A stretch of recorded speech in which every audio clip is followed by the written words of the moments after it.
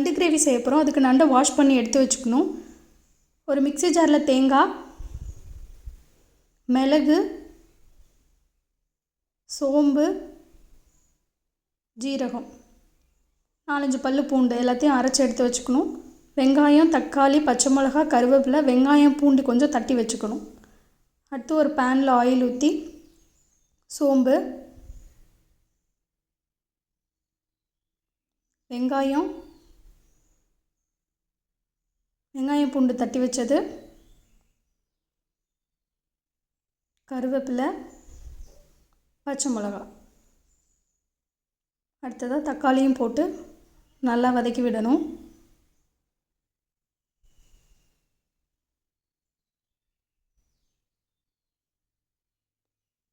கொஞ்சமாக மஞ்சத்தூள் போட்டுக்கோங்க.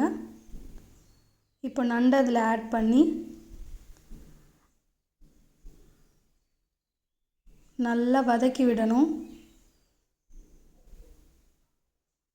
அந்த பச்சை ஸ்மெல் போகிற மாதிரி நல்லா வதக்கி விட்டுட்டு தேவையான அளவு உப்பு போட்டுக்கோங்க.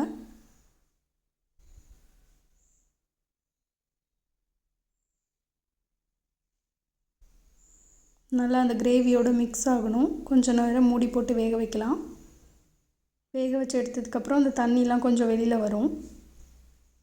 இப்போது மிளகாத்தூள் 2 டேபிள் ஸ்பூன், மல்லித்தூள் 1 டேபிள் ஸ்பூன். இப்போ நம்ம அரைச்சி வச்சுருந்தோம்ல தேங்காய், அந்த பேஸ்ட்டையும் அதில் ஊற்றி நல்லா மிக்ஸ் பண்ணணும்.